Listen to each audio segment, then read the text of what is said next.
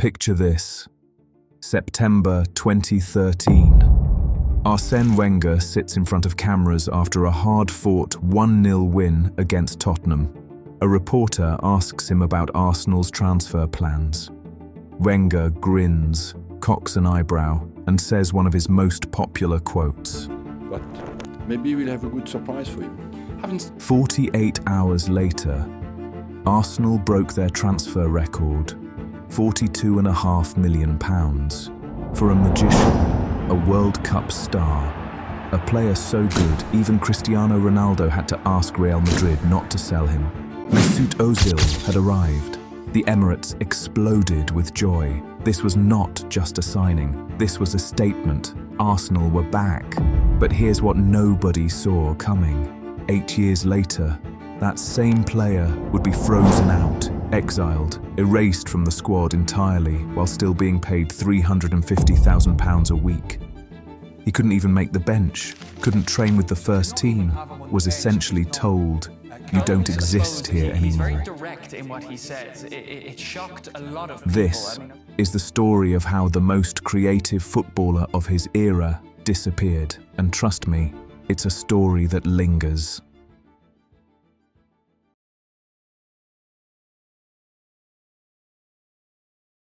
Let's rewind, because to understand the fall, you need to understand just how high Özil climbed.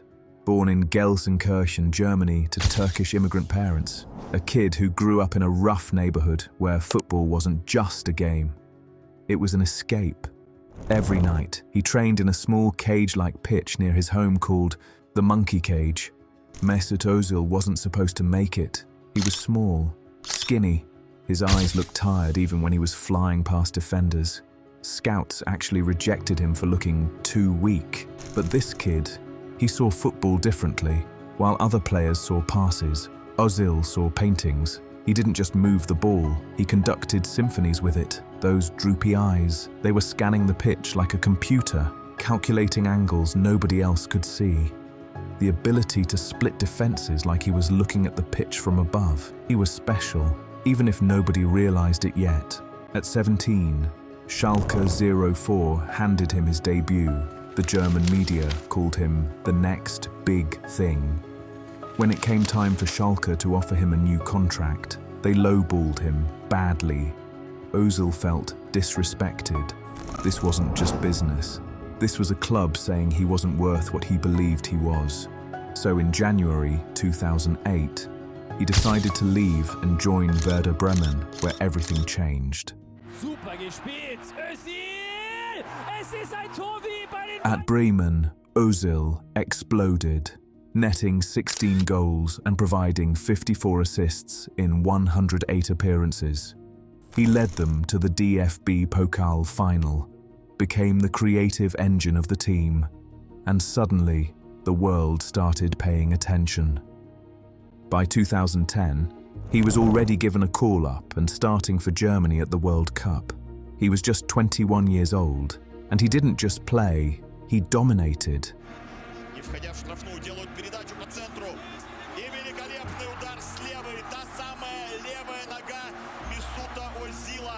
He's over in acres of space, and Özil has found him, and Muller has sealed it. Germany are going through to the last night of the World Cup. Mesut Özil, closer in the middle, wants it, closer, he's done it! It's 4! His performance was so mesmerizing that Real Madrid came calling.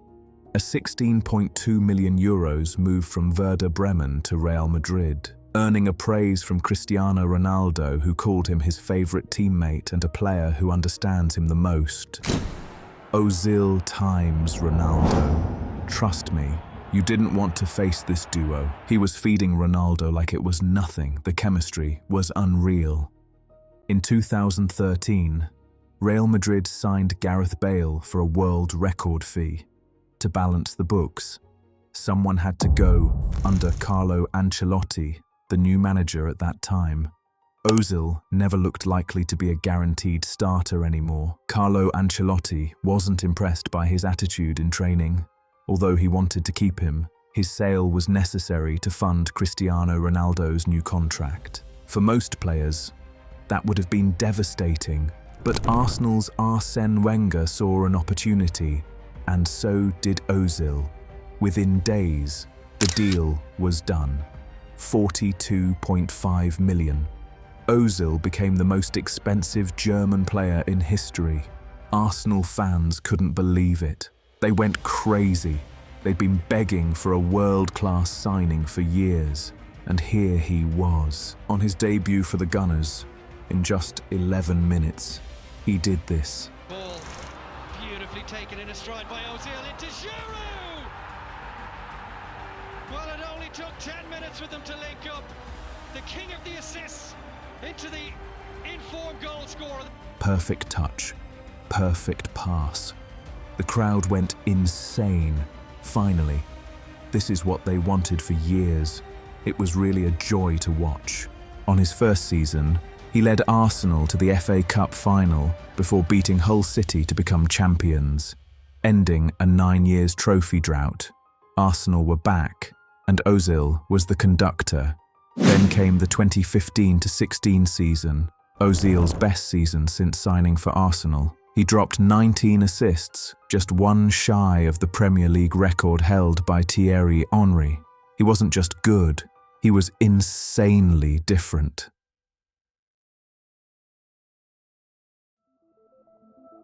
In January 2018, Arsenal did something that would haunt them for years. They gave Mesut Özil a new contract, 3.5 years, £350,000 per week. One of the biggest contract in Arsenal at that time. At that moment, it made sense. Well, sort of. Özil was 29, still in his prime. The previous season, he'd created more chances than any player in the Premier League. 19 assists and 6 goals, unreal numbers for a midfielder. But the moment he signed that contract, something changed. Not overnight, not dramatically, but slowly, like watching a light dim. His performances became inconsistent. One week, he'd produce magic. The next, he'd be invisible. Body language became an issue. Effort was questioned. The media started turning on him. And here's the brutal truth about modern football. It doesn't care about your past. It only cares about your present. To make things worse, Arsene Wenger, the man who brought Özil to Arsenal, was sacked at the end of the 2017-18 season and replaced by Unai Emery. Emery and Özil, oil and water. Emery wanted high-intensity pressing.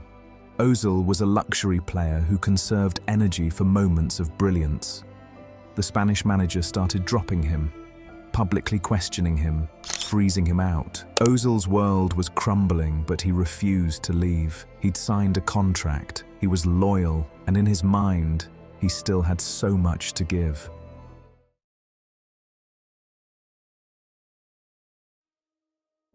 In 2018, before the World Cup, Özil did something that would change his life forever. He posed for a photo with Recep Tayyip Erdogan, the controversial president of Turkey. The backlash was immediate and brutal. In Germany, he was vilified, called a traitor. His loyalty was questioned. When Germany crashed out of the World Cup in the group stage, guess who got blamed? Not the tactics, not the other players, Özil. The abuse became racist, vile, disgusting, and the German Football Association, they stayed silent. They let him burn. His words, they still echo today. I'm German when we win, but an immigrant when we lose. So, in July 2018, Özil did something unprecedented. He retired from international football at age 29, releasing a statement accusing the German FA of racism and disrespect. 92 caps, 23 goals, 40 assists, a world champion, and it all ended in tears. Back at Arsenal, things were about to get even darker. In December 2019, Özil posted on social media about China's treatment of Uyghur Muslims. He spoke out for human rights, for his faith, for what he thought was right. Arsenal's response, they distanced themselves from him immediately. See, Arsenal had a massive fan base in China, so they couldn't risk money that was on the line. Chinese broadcasters pulled Arsenal games and removed merchandise. And suddenly, Özil started disappearing from matchday squads. Coincidence? Özil certainly didn't think so, and honestly, neither do a lot of people who were watching.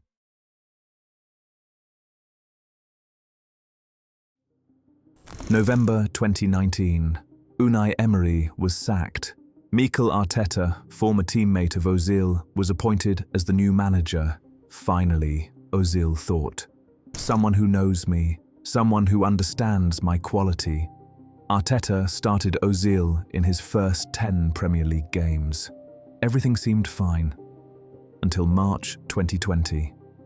COVID hit. Football stopped.